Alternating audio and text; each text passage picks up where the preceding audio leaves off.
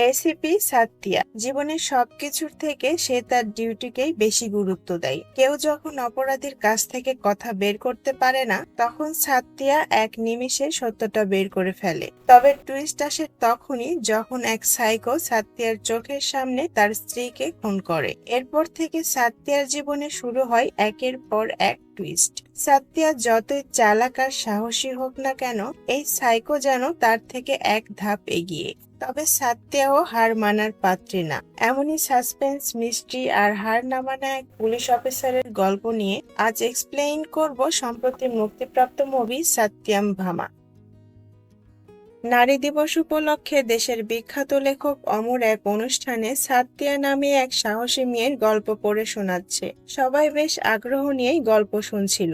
সাথ্যিয়া আর অমর গাড়ি করে স্টেশনের দিকে যাচ্ছে। সাথ্যিয়া গুনগুন করে গান গাইছিল। অমর বলে, এই গানটাই তুমি ইউনিভার্সিটিতে গিয়েছিলে তাই না? তোমার গান শুনে আমি লাইব্রেরি থেকে অডিটোরিয়ামে ছুটে এসেছিলাম। সাথ্যিয়া হেসে বলে, তোমার দেখি সব মনে আছে, বলেই আবারও গান গাইতে শুরু করে। অমর গান শুনছিল আর গাড়ি চালাচ্ছিল। বেশ কিছুটা সময় পর অমর গাড়ি থামিয়ে বলে, স্টেশনে পৌঁছে গেছি।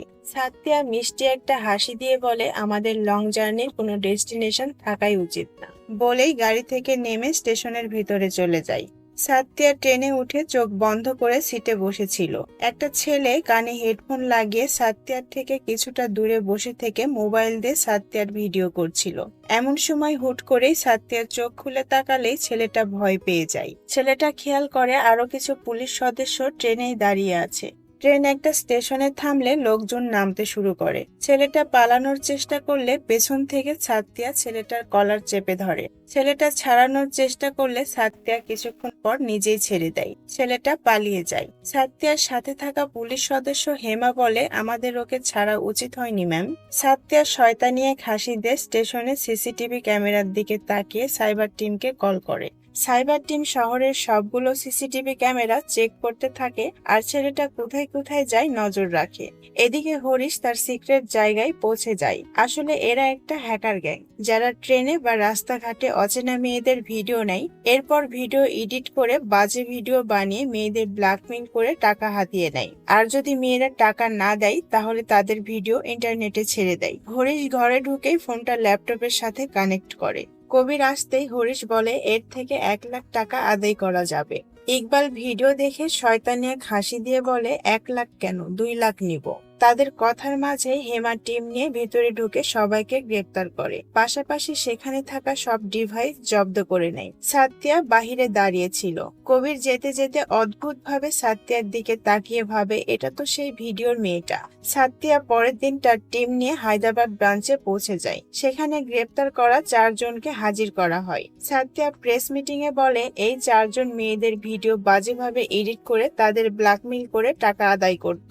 আমি সব মেয়েদের বলছি, নিজেদের সেফটির জন্য সি অ্যাপ ডাউনলোড করে রাখো। বিপদে পড়লে সি টিম হাজির হয়ে যাবে। পুরো দেশের মেয়েরা সতর্ক হয়ে যায়। দেখতে দেখতেই সাথ্যিয়ার বিয়ের দিন চলে আসে। বিয়েতে সব আত্মীয়রা চলে এসেছে, কিন্তু সাথ্যিয়া এখনো আসেনি। অমর সাথ্যিয়াকে কল করে বলে, তুমি কোথায়? আজ আমাদের বিয়ে, তোমার মনে আছে তো? সাথ্যিয়া বলে, হ্যাঁ আমার মনে আছে, 5 মিনিটের মধ্যে আসছি। ঠিক তখনই সাথ্যিয়ার অকিটকি বেজে ওঠে। সাথ্যিয়া অমরকে কল কাটতে বলে। জোসেফ সাথ্যিয়াকে বলে, আপনি হিউম্যান ট্রাফিকিং এর জন্য যাদের গ্রেপ্তার করেছিলেন, ওদের অনেক মারার পরেও কিছুতেই মুখ খুলছে না যে মেয়েদের কোথায় রেখেছে। সাথ্যিয়া গাড়ির স্পিড বাড়িয়ে সোজা থানায় এসে হাজির হয়। গোবিন্দ সাথ্যিয়ার হাতে লাঠি দিতে চাইলে সাথ্যিয়া ইশারায় না বলে। এরপর সেলে ঢুকে খালি হাতে অনেক মারতে থাকে। হাতে কাচের চুড়ি থাকায় চুড়িগুলো ভেঙে হাতে ঢুকে রক্ত পড়তে থাকে। ছেলেটা মার সহ্য করতে না পেরে সব বলে দেয়। সাথ্যিয়া লকআপ থেকে বের হলে থানার সবাই সাথ্যিয়ার দিকে অবাক হয়ে তাকিয়ে থাকে। কারণ সাথ্যিয়া লাল শাড়ি পরে বিয়ের আসরে না গিয়ে থানায় এসে নিমিষেই কথা বের করে নিল। সাথ্যিয়া হাজিরা খাতায় সাইন করতে গেলে হেমা বলে, ম্যাম চুড়িগুলো খুলেই মারা উচিত ছিল। সাথ্যিয়া বেশ ভাব নিয়ে গোবিন্দকে ইশারা করে বলে, চুড়ি না পরে ও কি করতে পেরেছে? সাথ্যিয়া নিজের কেবিনে গিয়ে আয়না দেখে রেডি হচ্ছিল। এদিকে অমর বারবার কল করেই যাচ্ছে। সাথ্যা কেবিন থেকে বের হতে দেখে 3জন মেয়ে প্রেস মিটিং দেখে তার সাথে দেখা করতে এসেছে। হেমা মেয়েদেরকে বলে, ম্যাম আজকে অনেক ব্যস্ত, আমাকে বলুন, আমি ম্যামকে জানিয়ে দিব। সাথ্যা মেয়েগুলোর মুখ দেখেই বুঝতে পারে তারা অনেক ভয় পেয়ে আছে। সাথ্যা হেমাকে বলে ওদের ভিতরে আসতে দাও। হাসিনা নামের একটা মেয়েকে ভিতরে নিয়ে যাওয়া হয়। কি হয়েছে জানতে চাইলে হাসিনা বেশ সাহস নিয়েই বলতে শুরু করে, ওর নাম ইয়াদু, আমার স্বামী। কিছুদিন আগে আমি ওকে একটা মেয়ের সাথে হাতে নাতে ধরে ফেলি। আমি ডিভোর্সের হুমকি দিলেও ইয়াদুর এসবে কিছু যায় আসে না। আর আজ যখন ও বাসায় ঝামেলা করছিল, আমার ভাই এসে বাধা দিলে আমার ভাইকেও মারে। সাথ্যা হাসিনাকে বলে, বাসায় আর কে কে আছে? হাসিনা বলে, ছোট ভাই হবার পরপরই মা মারা যায়, আর বাবাকে আমি এসব কথা বলতে পারবো না। সাথ্যা বলে, ঠিক আছে, আমরা তার সাথে কথা বলে কমপ্লেন ফাইল করব। সাথ্যা হাসিনার গলায় কালো দাগ খেয়াল করে। হেমাকে ইশারা করলে হেমা কেবিনের দরজা লাগিয়ে দেয়। সাথ্যা হাসিনার গলার কাছের জামা সরিয়ে দেখে সেখানে ইয়াদু নামের প্রথম অক্ষর ওয়াই লিখে ট্যাটু করা। তার ঠিক পাশেই মারের কালচে দাগ। হাসিনার চোখ দিয়ে টপ টপ করে পানি পড়তে থাকে। সাথ্যা রেগে হাসিনাকে বলে, ইয়াদুকে কল দাও। ইয়াদু তখন আরেকটা মেয়ের শরীরে ট্যাটু করছিল। হাসিনার কল দেখে বেশ বিরক্তি নিয়েই বলে, কল করেছো কেন? সাথ্যা বলে, আমি হাসিনা না, আমি এসিপি সাথ্যা। এরপর যদি ভুলেও হাসিনাকে মারধর করেছো তাহলে আমার থেকে খারাপ আর কেউ হবে না। ইয়াদুর মাথায় যেন রক্ত উঠে যায়। সে নিজেকে কন্ট্রোল করতে ড্রাগ নিতে শুরু করে। হাসিনার ছোট ভাই ইকবাল বাহিরে অপেক্ষা করছিল। সাথ্যা আর হাসিনা কেবিন থেকে বের হলে হাসিনা তার ছোট ভাই ইকবালের সাথে সাথ্যার পরিচয় করিয়ে দেয় আর বলে, ও আমার ছোট ভাই, ওর নাম ইকবাল, আমরা ওকে আদর করে ছোট বলে ডাকি। হাসিনা পাশের মেয়েটার সাথেও পরিচয় করিয়ে দিয়ে বলে, ওর নাম দিবিয়া, ইকবালের ক্লাসমেট। সবাই চলে গেলে সাথ্যা দ্রুত গাড়ি চালিয়ে বিয়ের মণ্ডপে চলে আসে। কিন্তু ততক্ষণে বাকি সব গেস্ট চলে গেছে। শুধুমাত্র সাথ্যা এবং অমরের বাবা মা আছে। দুজনের বাবা মাই রেগে আগুন হয়ে আছে। অমর হেসে সাথ্যার কাছে আসে। সাথ্যা বলে, আত্মীয় স্বজনদের লাগবে না, যাদের আশীর্বাদ ছাড়া আমাদের বিয়েটা অসম্পূর্ণ থাকবে তারা তো আমাদের সাথেই আছে। অমর আর সাথ্যার বিয়ে হয়ে যায়। রাতে সাথ্যার ফোনে হাসিনার কল আসে। সাথ্যা কল রিসিভ করতেই হাসিনা বলে, ইয়াদু বাসায় এসে ঝামেলা করছে, আমি দরজা বন্ধ করে ঘরের মধ্যে লুকিয়ে আছি। সাথ্যা বলে, আমি এখনই আসছি, তুমি এক কাজ করো, বাসার যত ভারী ভারী জিনিস আছে সেগুলো দরজার সাথে লাগিয়ে রেখে দাও, যেন ও সহজে দরজা ভেঙে ভিতরে আসতে না পারে। হাসিনাও তাই করে। সাথ্যা হেমাকে কল করে হাসিনার বাসায় পুলিশ পাঠাতে বলে। এরপর আবারও হাসিনাকে কল করলে কথার মাঝে ইয়াদুর দরজা ভেঙে ঘরের মধ্যে ঢুকে পড়ে। হাসিনার হাত থেকে ফোনটা পড়ে যায়। ইয়াদু অনেক রেগে বলে, আমার বিরুদ্ধে পুলিশে কমপ্লেন করেছিস, এত বড় সাহস তোর, বলেই হাসিনাকে মারতে শুরু করে। সাথ্যা ফোনের অপাশ থেকে সবকিছুই শুনছিল। সাথ্যা হাসিনার বাসার দিকে যাবার জন্য দ্রুত গাড়ি চালাতে থাকে। ইয়াদু হাসিনাকে মারতে মারতে রক্তাক্ত করে ফেলে। এরপর ইয়াদু নিজের ট্যাটু মেশিন দিয়ে হাসিনার হাতে কিছু একটা ট্যাটু করে দেয়। সাথ্যা হাসিনার বাসায় এসে দেখে দরজা খোলা আর ভিতরে সব অন্ধকার। সাথ্যা টর্চ মেরে বন্দুক হাতে নিয়ে ভেতরে গিয়ে দেখে সব জায়গায় রক্তের দাগ পড়ে আছে। সাথ্যা খুঁজতে খুঁজতে বাসার বাহিরে চলে আসে। টর্চ মারতেই দেখে ইয়াদু হাসিনার গলায় ছুরি ধরে আছে। সাথ্যাকে দেখে ইয়াদু হাসিনার গলায় ছুরি চালিয়ে দেয়। সাথে সাথেই হাসিনা মাটিতে লুটিয়ে পড়ে। ইয়াদু সেখান থেকে পালাতে গেলে সাথ্যা ইয়াদুর পিছু করে আর এলোপাথারি গুলি চালাতে থাকে। কিন্তু কিছু দূর যাবার পরও সে ইয়াদুকে ধরতে পারে না। হাসিনার কথা মনে পড়তে হাসিনার কাছে দৌড়ে আসে। সাথ্যা হাসিনার কাছে আসতেই দেখে হাসিনার গলা থেকে গলগলিয়ে রক্ত পড়ছে। সাথ্যা হাসিনার হাত নিজের হাতে নিয়ে দেখে হাতে ট্যাটু করে লেখা আছে, আই ডিয়ার ইউ। সাথ্যা হাসিনাকে কোলে তুলে গাড়িতে বসায়। সাথ্যা হাসিনাকে ডাকতে থাকলে হাসিনার জ্ঞান ফিরলে বলে, ছোটকে দেখে রাখবেন ম্যাডাম। সাথ্যা হাসিনাকে নিয়ে হাসপাতালে যাবার জন্য ড্রাইভিং সিটে বসতেই লুকিং গ্লাসে দেখে অনেক দেরি হয়ে গেছে, হাসিনা মারা গেছে। সাথ্যার চোখ দিয়ে পানি গড়িয়ে পড়ে। সাথ্যা হাসিনাকে নিয়ে হাসিনার বাসায় যায়। ইকবাল হাসিনার মাথা কুলে তুলে নিয়ে কান্নায় ভেঙে পড়ে। ইকবাল কাঁদতে কাঁদতে কাফনের কাপড় দিয়ে হাসিনার মুখ ঢেকে দেয়। ইমাম হাসিনার বাবাকে সান্ত্বনা দিতে গেলে হাসিনার বাবা কাঁদতে কাঁদতে বলে, আমার মেয়ে যদি আমাকে আগে একবার বলতো আমি এসব কিছু হতে দিতাম না। সাথ্যা হাসিনার নামে একটা রিপোর্ট হাতের মধ্যে মুড়িয়ে নেয়। এর মধ্যেই সাথ্যার ফোনে হাসিনার নাম্বার থেকে কল আসে। সাতিয়া অবাক হয়ে আশেপাশে খুঁজতে থাকে। হঠাৎ দেখে ইকবালের হাতে হাসিনার ফোন। ইকবাল অনেক রেগে হাসিনার দিকে তাকিয়ে আছে। এরপর ধীরে ধীরে সে হাসিনার কবরের দিকে এগিয়ে এসে হাসিনার কবরের মধ্যে মোবাইলটা ফেলে দেয়। সব নিউজ চ্যানেল একটাই ব্রেকিং নিউজ দেখাচ্ছে। সি টিমের এসিপি একজন ভিকটিমকে বাঁচাতে গিয়ে রেসিডেন্সিয়াল এরিয়ার মধ্যে গুলি চালিয়ে মানুষের জীবন ঝুঁকির মধ্যে ফেলেছে। সাতিয়াকে পুলিশ হেডকোয়ার্টারে ডাকা হয়। ডিসিপি বেশ কড়া গলায় বলে, যদি ভুলবশত কারো গায়ে গুলি লেগে যেত তাহলে কি হতো?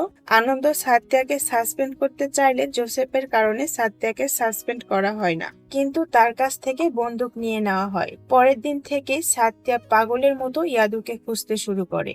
পরের দিন সাতিয়া আর অমর ডাক্তারের সাথে দেখা করতে যায়, কারণ অনেক চেষ্টার পরও সাতিয়া বাচ্চা কনসিভ করতে পারছিল না। সাতিয়া ডক্টরের কাছ থেকে জানতে চায় কেন সে মা হতে পারছে না। ডক্টর সাতিয়াকে জানায়, আপনি পেশাগত কারণে অনেক স্ট্রেসের মধ্যে থাকেন বলে কনসিভ করতে পারছেন না। আমার মনে হয় কিছুদিন আপনি ছুটি নিয়ে রিল্যাক্সে থাকেন, যতদিন পর্যন্ত বাচ্চা কনসিভ করতে না পারছেন। পরের দিন সকালে অমর জগিং করে বাসায় ফিরতেই দেখে বাহিরে পুলিশের গাড়ি দাঁড়িয়ে আছে, আর সাতিয়া পুলিশের ইউনিফর্ম পরে বাহিরে আসছে।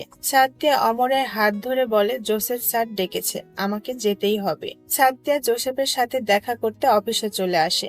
জোসেফ বলে, আমি একটা নতুন ক্রাইম টিম গঠন করতে যাচ্ছি, যারা মেয়েদের সুরক্ষার জন্য কাজ করবে। সাতিয়ার চুপ থাকা দেখে জোসেফ বলে, তুমি একটা আনসলভ কেসের মধ্যে আটকে আছো, এখান থেকে তোমাকে বের হতে হবে। এদিকে অমর তার নতুন বই দ্য কুইন পড়ে সবাইকে শোনাচ্ছে। সাংবাদিকরা অমরকে জিজ্ঞেস করে, আপনার বইয়ে সবসময় এক সাহসী নারীর চরিত্র দেখা যায়, এটা কি কারো চরিত্র থেকে উৎসাহিত হয়ে লেখা? অমর বলে, হ্যাঁ, সে খুবই সাহসী, সে যে কোনো কঠিন পরিস্থিতিতে নিজেকে সামলে নিতে পারে। গাড়িতে বসে অমরের এই কথাগুলো শুনে সাতিয়া হাসছিল। অবশেষে সাতিয়া কুয়েতে পৌঁছে যায়। সেখানে আগে থেকে এক অফিসার তার জন্য অপেক্ষা করছিল। সাতিয়া গাড়ি থেকে নেমে অফিসারের কাছে এসে বলে, কোথায়? অফিসার পানিতে থাকা একটা বড় জাহাজ দেখায়। বোটে করে সাতিয়া আর অফিসার জাহাজের দিকে যেতে থাকে। অফিসার সাতিয়াকে ইয়াদুর একটা ছবি দেখায়। মুখের সামনে হাত থাকার জন্য পুরো মুখটা ঠিকমতো দেখা যাচ্ছিল না। জাহাজে ঢুকেই তারা ক্যাসিনোতে আসে। সাতিয়া দূরবীন দিয়ে ইয়াদুকে খুঁজতে থাকে। কিছুক্ষণ পরে সাতিয়া একটা মেয়ের শরীরে ওয়াই লেখা ট্যাটু দেখতে পায়। সাতিয়া বুঝে যায় ইয়াদু আশেপাশে কোথাও আছে। ইয়াদু বাথরুমে আছে জানতে পেরে সাতিয়া আর অফিসার বাথরুমে গিয়ে দরজা লক করে দেয়। আসলে বাথরুমের মধ্যে সে নেশা করছিল। যেই না সে বাথরুম থেকে বের হবে, অমনি অফিসার তাকে ধরে ফেলে। ধস্তাধস্তির এক পর্যায়ে পালিয়ে গেলে অফিসার গুলি করতে শুরু করে। মুহূর্তের মধ্যে পুরো ক্যাসিনো স্তব্ধ হয়ে যায়। ট্যাটু দাগানো সেই মেয়েটা দৌড়ে ছেলেটার কাছে আসলে সাতিয়া বলে, এটাই কি তাহলে সেই ইয়াদু? কবিতা বলে, না, ইয়াদু অনেক আগেই আমাকে ছেড়ে চলে গেছে। ইয়াদুকে পেলে আমাকে জানাবেন, আমি ওকে গুলি করে মেরে ফেলবো। পরের দিন ইকবালের বাবা সাতিয়াকে কল করে জানায় ইকবালকে কোথাও খুঁজে পাওয়া যাচ্ছে না। সাতিয়া থানায় আসতেই ইকবালের বাবা জানায় গতকাল সন্ধ্যায় শেষ কথা হয়েছিল। হেমা জানায় গতকাল সন্ধ্যা 6টায় ইকবালের ফোন অফ হয়, আর ফোনের লাস্ট লোকেশন ছিল কফিম্যান রেস্টুরেন্ট। ঠিক তখনই ডিএসপি এসে বলে, দেখো সাতিয়া, কফিম্যান রেস্টুরেন্টের অবস্থান অন্য এরিয়ায়, তাই এটা অন্য থানার কেস। কিন্তু সাতিয়া কোনোভাবেই হাসিনাকে দেওয়া কথা ভুলতে পারছিল না। হাসিনা মারা যাবার সময় সাতিয়াকে বলেছিল যেন ছোটর খেয়াল রাখে। তাই সাতিয়া কোনো কিছু না ভেবে সোজা ইকবালের ক্যাম্পাসে চলে যায়। সবাইকে জিজ্ঞেস করলে জানা যায় ইকবাল সবসময় ক্লাসে টপ করত, আর দিবিয়া ছাড়া তার কোনো বন্ধুও ছিল না। সিসিটিভি ক্যামেরা চেক করলে দেখা যায় ইকবাল ক্যাম্পাস থেকে বের হয়ে কফিম্যান রেস্টুরেন্টের পার্কিং লটে বাইক পার্ক করে ক্যাফেতে বসে, কিন্তু এরপর আর তাকে দেখা যায়নি। ক্যাফের ভিতরের ফুটেজ দেখলে বোঝা যায় ফুটেজটা কেউ মাঝখান থেকে কেটে দিয়েছে, আর পার্কিং লটের ফুটেজও কিছুটা মিসিং। তবে মেরুন কালারের গাড়ির কিছুটা অংশ দেখা যায়, কিন্তু রাস্তার সিসিটিভি ফুটেজ চেক করলে সেখানে কোনো মেরুন গাড়ি দেখা যায় না। সাতিয়া বলে কেউ ইচ্ছে করে এই ফুটেজগুলো ডিলিট করে দিয়েছে, তাই আশেপাশের ফুটেজগুলো চেক করলে মেরুন গাড়িটি দেখা যায়। গাড়ির নাম্বার প্লেট চেক করলে জানা যায় এই গাড়ির মালিক ঋষি রেড্ডির যে এমপি, তার ভাইপো ঋষি। হেমা বলে মেডিকেলে ইকবালের তোলা ছবিতেও ঋষির ছবি আছে। সাতিয়া ঋষির সাথে দেখা করতে এমপির বাড়িতে চলে আসে। এমপি বলে, তোমার কিছু বলার থাকলে তোমার সিনিয়র আনন্দের সাথে কথা বলো। সাতিয়ার কোনো উপায় না পেয়ে ফিরে আসতেই দেখে পার্কিং লটে মেরুন রঙের সেই গাড়িটি পার্ক করা। হঠাৎ পিছনে তাকাতেই দেখে ঋষি পর্দার আড়াল থেকে তাকেই দেখছিল। সাথ্যিয়া তাকাতেই ঋষি ভয়ে পর্দা টেনে দেয়। সাথ্যিয়া ইকবালের বাসায় আসে। দিবিয়া তখন ইকবালের বাবাকে ইনসুলিন দিচ্ছিল। সাথ্যিয়া ঘুরে ঘুরে বাসার আশপাশটা দেখছিল। হঠাৎ তার নজর পড়ে একটা ধুলো পড়া কম্পিউটারের উপর। কিবোর্ডে হাত বুলাতে একটা কিতে চাপ লেগে কম্পিউটারের স্ক্রিন অন হয়ে যায়, আর স্ক্রিনে ইকবাল, হাসিনা আর দিবিয়ার ছবি ভেসে ওঠে। দিবিয়া এসে বলে ইকবালই সবসময় বাবাকে ইনসুলিন দিত। সাথ্যিয়া দিবিয়াকে বলে ঋষিকে যদি চাও ইকবাল ফিরে আসুক তাহলে সত্যিটা বলো। দিবিয়া বলে ঋষি আমার বয়ফ্রেন্ড। একদিন ক্যাম্পাসে সবাই ছবি তোলার সময় একটা ছেলে এসে আমাকে বিরক্ত করতে থাকে। ইকবাল ছেলেটাকে সরে যেতে বললে উল্টা ইকবালকেই ধাক্কা মেরে ফেলে দেয়। ঋষি এসে এক চড় মেরে ছেলেটাকে ফেলে দিলে সিকিউরিটি গার্ড এসে ছেলেটাকে নিয়ে যায়। ইকবাল ঋষিকে বলে ঝামেলা এত বাড়ানোর কি ছিল, কথা বললেই তো সমাধান হয়ে যেত। ঋষি ইকবালকে চুপ করতে বলে দিবিয়ার উপর রাগ করতে থাকে যে দিবিয়া কেন তাকে এসব আগে বলেনি, যে ছেলেটা তাকে বিরক্ত করছে। দিবিয়া ঋষিকে শান্ত হতে বললে ইকবাল বারবার ঋষিকে থামতে বলে। ঋষি দিবিয়াকে বলে আমাদের মাঝে কথা বলার ওকে। ঋষি প্রচুর রেগে ইকবালকে কষে এক চড় মারে। ঠিক তখনই হেমা কল করে সাথ্যিয়াকে বলে ইকবাল যেদিন মিসিং হয়েছিল সেদিন ঋষির ফোনের লোকেশন কফিম্যান রেস্টুরেন্ট ছিল। এদিকে ঋষির অফিসে তখন পার্টি চলছিল, কারণ তাদের গেম 1 মিলিয়ন মানুষ ডাউনলোড করেছে। ঠিক তখনই সাথ্যিয়া, হেমা এবং আইটি এক্সপার্ট পক্সিকে নিয়ে এসে ঋষির পুরো অফিস সার্চ করে। ঋষির সাথে সাথেই তার চাচাকে কল করে বললে ডিএসপি সাথ্যিয়াকে কল করে, কিন্তু সাথ্যিয়া ইচ্ছে করে কল রিসিভ করে না। আর এই সুযোগে পক্সিকে দিয়ে ঋষির গেমের সার্ভার হ্যাক করে নেয়। ডিসিপি কনস্টেবলের ফোনে কল দিয়ে সাথ্যিয়াকে চাইলে সাথ্যিয়া বলে কেউ একজন রিপোর্ট করেছে ঋষিদের গেম ব্যবহার করে ক্রাইম করা হচ্ছিল, তাই চেক করতে এসেছি, তবে কোনো সমস্যা নেই বলেই সবাইকে নিয়ে চলে আসে। ডিএসপি তখন আর কিছুই বলতে পারে না। সাথ্যিয়া ভার্চুয়াল গ্লাস লাগিয়ে গেম দেখে বলে এই গেমটাকে এত রিয়েল কেন মনে হচ্ছে। আইটি এক্সপার্ট পক্সি বলে এই গেমে এআই টেকনোলজি ব্যবহার করা হয়েছে, আর লোকেশনগুলো পাব গ্যারেজের মতো রিয়েল লোকেশন সেভ করা। হোয়াটসঅ্যাপের মতো এখানে চ্যাট, ছবি এবং ভিডিও শেয়ার করা যায়, আর ইউজার ইচ্ছে মতো তার চেহারা নিয়ে এই গেমে ঢুকতে পারে। গেম ঘাটাঘাটি করলে দেখা যায় ঋষি তার গেমের 3rd লেভেল নেহা নামে একটি মেয়ের সাথে খেলেছিল। নেহা শুট করতে করতে ঋষিকে বলেছিল সে জানুয়ারি মাসে হায়দ্রাবাদ আসবে। ঋষি বলেছিল তাহলে চলো দেখা করি। ঠিক তখনই ঋষির গায়ে গুলি লাগছে দেখে নেহা ঋষিকে সরিয়ে নিজেই গুলি খেয়ে মারা যায়, আর গেম ওভার হয়ে যায়। সাথ্যিয়া বলে তাহলে আদৌ কি তাদের দেখা হয়েছিল? আমার কেন জানি মনে হচ্ছে নেহার সাথে ইকবাল মিসিং হওয়ার কোনো না কোনো সম্পর্ক অবশ্যই আছে। তবে প্রশ্ন হলো এই নেহা কে? সাথ্যিয়া পক্সিকে বলে নেহা আর ঋষির পার্সোনাল চ্যাট বের করো। দেখা যায় ঋষি শেষে নেহাকে মেসেজ দিলেও নেহা রিপ্লাই দেয়নি। সাথ্যিয়া পক্সিকে বলে ঋষি কার কার সাথে বেশি কথা বলতো সেটা চেক করো। ঘাটাঘাটি করলে বিজয় নামের একজনকে পাওয়া যায়। ঋষি বিজয়কে ভয়েস মেসেজ দিয়ে বলেছে ইকবালকে তার বলা জায়গায় পৌঁছে দিয়েছে। এখন প্রমাণ তো হাতে, আর কি লাগে। সাথ্যিয়ার সাথে সাথে ঋষিকে ধরে রুম থেকে টানতে টানতে নিচে নিয়ে আসে। এমপি এবং ডিসিপি বাধা দিলে সাথ্যিয়া ডিসিপিকে বলে কলটা রিসিভ করেন। ডিসিপি কল রিসিভ করতে ডিআইজি বলে এখন থেকে এই কেস সাথ্যিয়া হ্যান্ডেল করবে। বেচারা ডিসিপির চুপ করে থাকা ছাড়া আর কিছুই বলার থাকে না। সাথ্যিয়া ঋষিকে থানায় নিয়ে এসে জানতে চায় নেহা আর বিজয় কে। ঋষি বলে নেহা বলেছিল জানুয়ারিতে হায়দ্রাবাদ আসবে, কিন্তু তারপরে আমি নেহাকে আর অনলাইনে পাইনি। হঠাৎ একদিন নেহার মতোই অনলাইনে পাবে একজন আসে। বলেছিল তার নাম বিজয়, সে দেহাইদুনের এন্টি টেররিস্টের এসিপি। লোকটি বলে নেহা তোমাকে ফাঁসিয়ে জানুয়ারি মাসে বড় একটা টেররিস্ট অ্যাটাক করবে। লোকটা আর কিছু বলার আগে ঋষি গেম থেকে বের হয়ে আসে। ঋষি কি করবে বুঝতে না পেরে ডিসিপির সাথে দেখা করতে যায়। ডিসিপি তখন মিটিং এ ছিল। ঋষি পাশে দাঁড়িয়ে থাকায় মিটিং এর সব কথা শুনতে পায়। ডিসিপি বলছিল জানুয়ারি মাসে বড় একটা টেররিস্ট অ্যাটাক হবে, তাও আবার এমপি রামাকান্ত মানে ঋষির চাচার সমাবেশে। এই কথা শুনে ঋষি ভাবে তার চাচার সমাবেশও 6 জানুয়ারি হবার কথা। আর কোনো কিছু না ভেবে ঋষি বিজয়ের সাথে আবারও অনলাইনে কথা বলে। ঋষি দেখে নেহা আক্তার নামের একজনের সাথে সবসময় চ্যাট করত। তাকে জানুয়ারিতে অ্যাটাকের বিষয়ে বলতেও দেখা গিয়েছিল। ঋষি আক্তারের বিষয়ে খোঁজ নিতে গিয়ে জানতে পারে আক্তার আর কেউ না বরং ইকবাল। একটা লোক ইকবালকে কাগজ দিলে ইকবাল কেমন জানি চুপি চুপি কাগজটা ছিঁড়ে ডাস্টবিনে ফেলে দেয়। আমি সেই কাগজটা আবারও জোড়া লাগিয়ে সেটা বিজয়কে দেখাই। আমি তখনও মানতে পারছিলাম না ইকবাল জঙ্গিবাদের সাথে জড়িত। এরপর বিজয়ের কথা মতো ইকবালকে বেহুশ করে অনন্তগিরি জঙ্গলে রেখে আমি বিজয়কে ভয়েস মেসেজ দিই ইকবালকে তার বলা জায়গায় ছেড়ে দিয়েছি। সাথ্যিয়া টিম নিয়ে ইকবালকে খুঁজতে অনন্তগিরি জঙ্গলে যায়। সাথ্যিয়া দেখে একটা গাছের ডালে রক্ত লেগে আছে। অনেক খোঁজাখুঁজির পর ইকবালকে পাওয়া যায়। ইকবালের শ্বাস তখনও চলছিল। ইকবালকে স্ট্রেচারে তুলতে সাথ্যিয়া হাসিনার সেই লকেটটা দেখতে পায়, যেটা ইয়াদু নিয়ে গিয়েছিল। সাথ্যিয়া ভাবে তাহলে কি ইয়াদু এখানে এসেছিল? ইকবালকে হাসপাতালে নিলে চিকিৎসা করার পর ডক্টর বলে ইকবাল ঠিক আছে, যে কোনো সময় কোমা থেকে ফিরে আসবে। সাথ্যিয়া বাসায় এসে ভাবতে থাকে ইয়াদু কেন ইকবালকে মারতে চায়, ঋষি এর সাথে কিভাবে জড়িত, আর এই নেহা এবং বিজয় এই দুইজনকে। যদি এসব প্রশ্নের উত্তর পাওয়া যায় তাহলে হয়তো ইয়াদুকেও খুঁজে পাওয়া যাবে। সব নিউজ চ্যানেলে নিউজ দেখায় ইকবাল মিসিং কেসে গ্রেপ্তার করা এমপির ভাইপো ঋষিকে জামিন দেওয়া হয়েছে।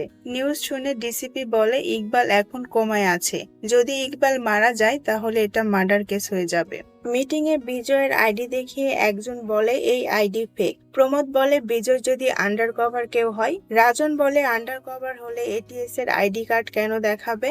আর টেররিস্ট লিস্টে নেহা নামের কাউকে পাওয়া যায়নি, কোনো ছবির সাথে ম্যাচও হচ্ছে না। বক্সি জানায় বিজয় আর নেহা ঋষির সাথে কথা বলার সময় আইপি অ্যাড্রেস যেন ডিটেক্ট না হয় এই জন্য ভিপিএন ইউজ করত, যেটা প্রতি 5 সেকেন্ড অন্তর অন্তর ভিন্ন ভিন্ন লোকেশন দেখাতো। হেমা বলে রিপোর্ট অনুযায়ী ইকবালের ল্যাপটপে আক্তারের সাথে জড়িত কিছুই পাওয়া যায়নি। সাথ্যিয়া বলে যদি আক্তারকে গ্রেপ্তার করি।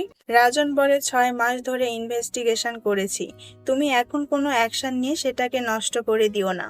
কিন্তু সাথ্যিয়াকে কে আটকায়? সে যখন একবার সিদ্ধান্ত নিয়েই নিয়েছে সেটা সে করবেই। সাথ্যিয়া আক্তারকে ধরার জন্য একাই আক্তারের এলাকায় যায়। সাথ্যিয়া আক্তারের ঘরে গেলে আক্তার সাথ্যিয়ার মুখের নেকাব খুলতে যায়।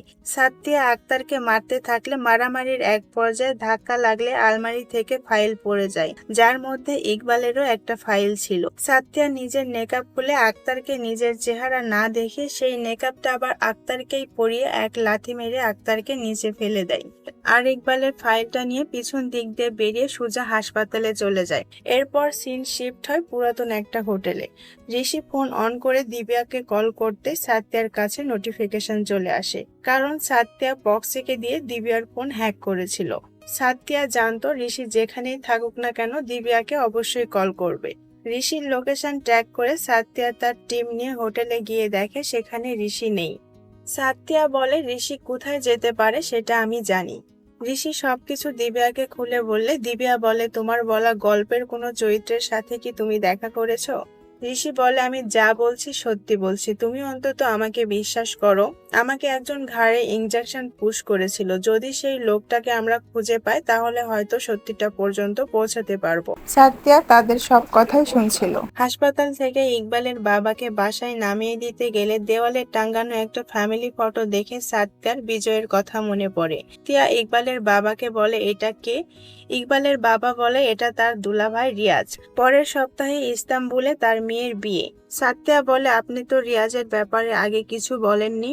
ইকবালের বাবা রিয়াজের ব্যাপারে সব জানায়, আর কি বলেছে সেটা আমরা পরে জানতে পারবো। এরপর সাথ্যিয়া রিয়াজের খুঁজে লেগে পড়ে। সাথ্যিয়া হেডকোয়ার্টারে এসে বলে যেদিন রিয়াজ এসেছে সেদিনই ইকবাল মিসিং হয়। হেমা রিয়াজের লোকেশন ট্রেস করে প্রমোদকে পাঠায়। রিয়াজ কেনাকাটা শেষে পার্কিং লটে গাড়িতে উঠতে পেছন থেকে কালো কাপড় দিয়ে মুখ ঢেকে থানায় আনার পর প্রমোদ বলে বিজয় তুই ইকবালকে কেন মেরেছিস? রিয়াজ বলে কে বিজয়? আমার নাম তো রিয়াজ, আর আমি কেন ইকবালকে মারবো? সাথ্যিয়া এসে বলে ঠিক আছে মানলাম তুই রিয়াজ, কিন্তু কেন তুই বিজয় সেজে অনলাইনে ঋষির সাথে কথা বলেছিস? রিয়াজ বলে কে ঋষি? আমার ইস্তাম্বুলে কোম্পানি আছে আর এখান থেকে আমি লেবার নিয়ে যাই। কিছুক্ষণ পরে উকিল এসে রিয়াজকে ছাড়িয়ে নিয়ে যায়। সাথ্যিয়া প্রমোদকে বলে রিয়াজের উপর নজর রাখো। সাথ্যিয়া বলে রিয়াজ যদি বিজয় হয় তাহলে যে কেউ নেহা হতে পারে। ঠিক তখনই বক্সি বলে নেহাকে খুঁজে পেয়েছি। নেহার ছবির সাথে ম্যাচ হওয়া মায়া নামের একটা মেয়ে ডিজিটাল ফিঙ্গারপ্রিন্ট ব্যবহার করে বিজয় ভাড়ার টিকিট বুক করেছে। সাথ্যিয়া মায়াকে ধরার জন্য প্রমোদ এবং নেহাকে নিয়ে বাস স্ট্যান্ডে চলে যায়। হেমা বাসে উঠে মায়াকে নামিয়ে নিয়ে আসে। মায়াকে একটা বেকারি শপের সামনে জিজ্ঞাসা করা হয়। মায়া বলে আমি তো কিছুই বুঝতে পারছি না, কে ইকবাল কে নেহা আমি জানি না। আমি একটা মিউজিক শপে কাজ করি। ঠিক তখনই প্রমোদ এসে বলে উনি নেহা না মায়া, তার দেওয়া সকল তথ্য ঠিক আছে। প্রমোদ সাত্তিয়াকে মোবাইলে মায়ার বার্থ সার্টিফিকেট দেখায়। সাত্তিয়া আর হেমা মায়ার উপর নজর রাখে। প্রমোদ চলে যায় রিয়াজের উপর নজর রাখতে। এদিকে দিবিয়া আর ঋষি লোকটাকে খুঁজতে থাকে। ঋষি বলে লোকটা যখন আমাকে ইনজেকশন দিচ্ছিল তখন আমি লোকটার মুখ দেখেছিলাম। আমার মনে হয় ট্রাই করলে আমি লোকটার মুখটা দাগাতে পারবো। ঋষি অনেক চেষ্টা করার পর লোকটার একটা ফেস দাগায়।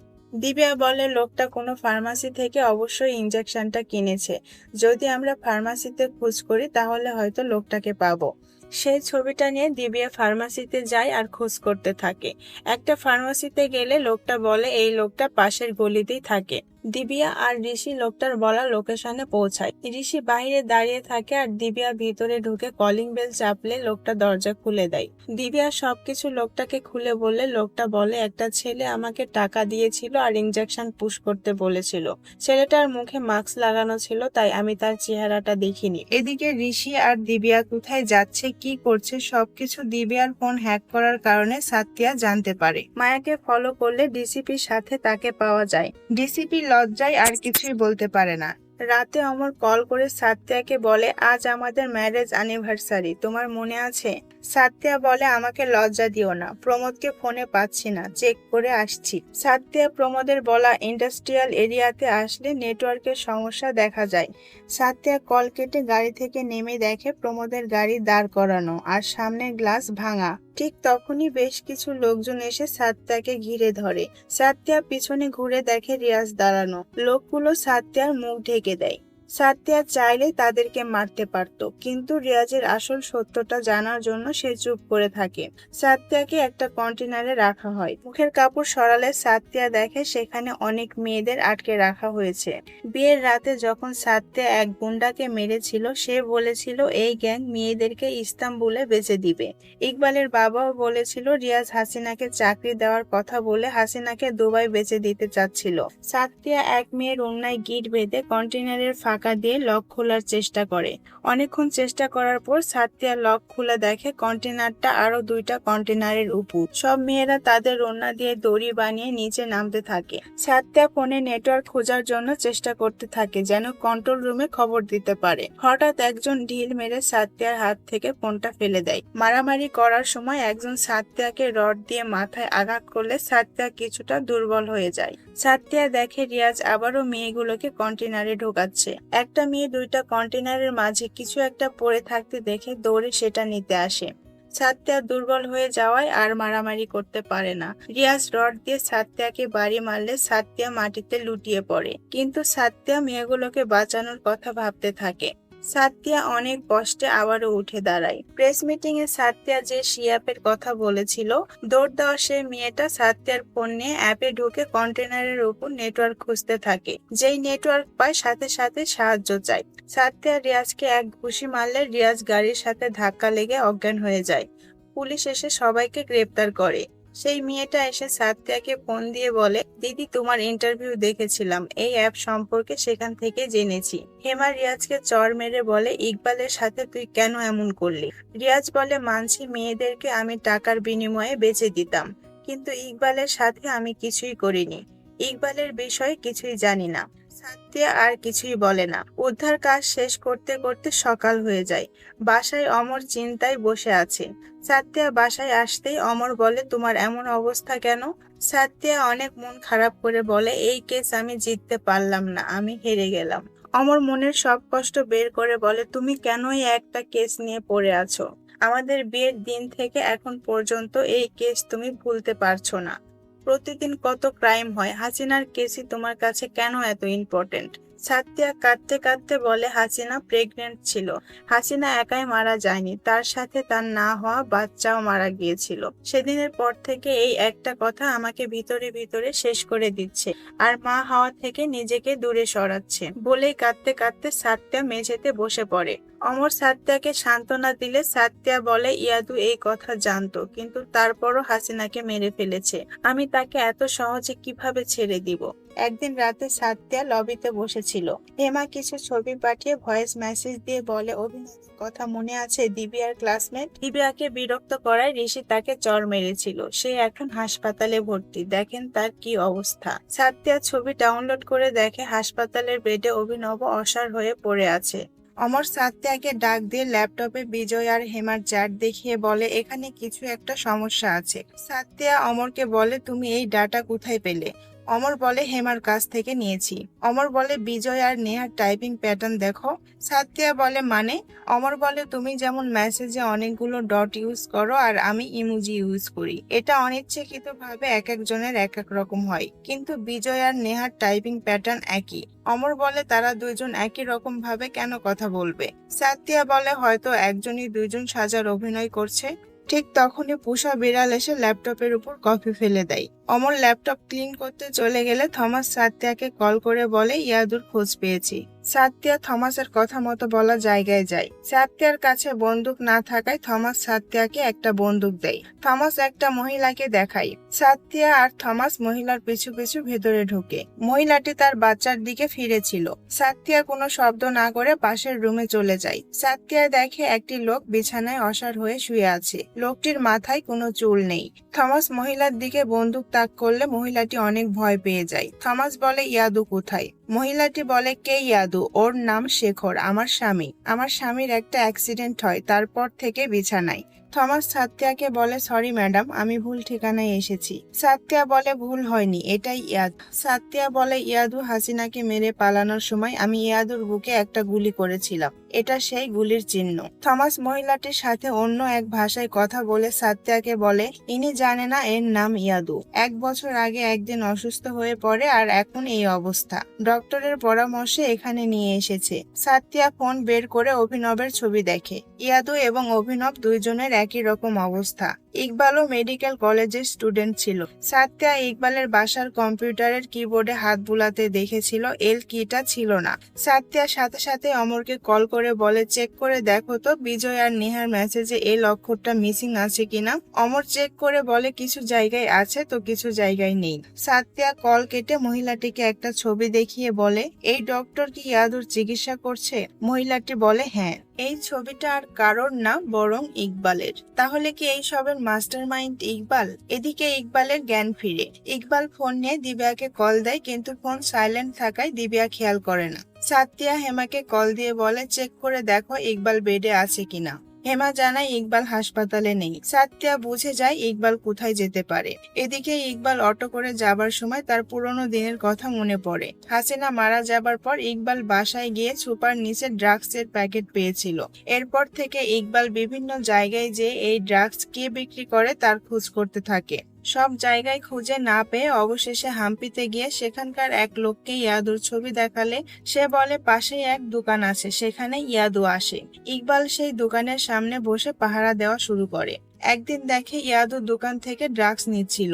রাগে ইকবাল পাশে পড়ে থাকা ইট নিয়ে মারতেও যায়, কিন্তু ইয়াদুর সাথে গর্ভবতী এক মহিলা থাকায় ইকবাল আর কিছুই বলে না। অতীতের কথা ভাবতে ভাবতে ইকবাল দিবিয়ার বাসায় চলে আসে। দিবিয়া রান্নাঘর থেকে কফি বানিয়ে আসতেই ইকবালকে দেখে বলে, তুমি? হাসপাতাল থেকে ছেড়ে দিয়েছে? দিবিয়া লক্ষ্য করে ইকবালের ক্ষত থেকে রক্ত পড়ছে। ইকবালকে চেয়ারে বসে ব্যান্ডেজের জিনিসপত্র নিতে গেলে ইকবাল খেয়াল করে 2 কাপ কফি বানানো। ইকবাল জিজ্ঞেস করে, আন্টি কোথায়? দিবিয়া বলে, মা তো মন্দিরে গেছে তোমার জন্য পুজো দিতে। ইকবাল বুঝে যায় উপরে ঋষি আছে। ঠিক তখনই বিজয় ঋষিকে মেসেজ করে, তুমি কি করছো? নিচে তোমার টার্গেট বসে আছে।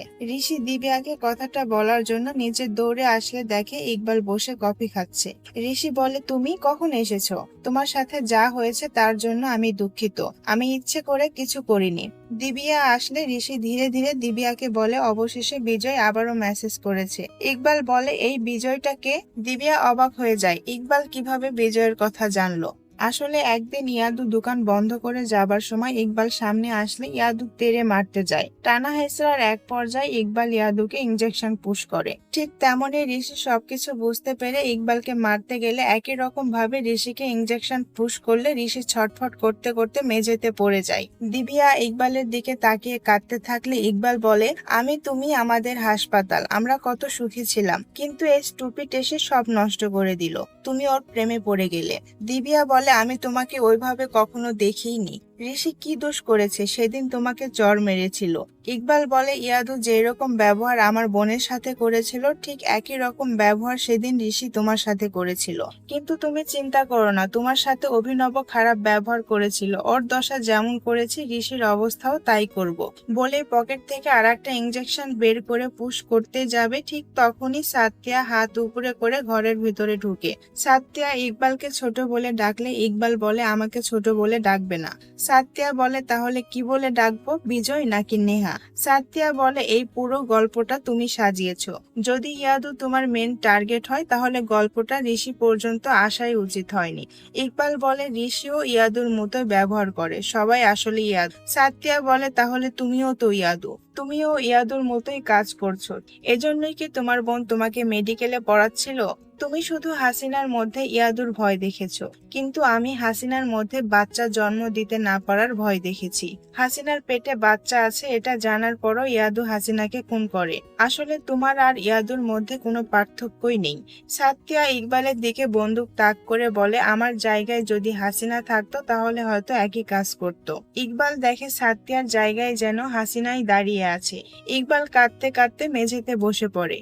পুলিশ এসে ইকবালকে নিয়ে যাবার সময় সাতিয়া হাসিনার সেই লকেটটা ইকবালকে দিতে গেলে ইকবাল বলে, এটা সঠিক মানুষের কাছেই আছে। সাতিয়া থমাসকে বন্দুক দিয়ে চলে যায়। থমাস দেখে বন্দুকে কোনো গুলিই নেই। হেমা বলে, হাসিনার মৃত্যুর পর থেকে ম্যাম বন্দুক ব্যবহার করে না। সাতিয়ার উপরে অমরের লেখা গল্পটা সবাই অনেক প্রশংসা করে।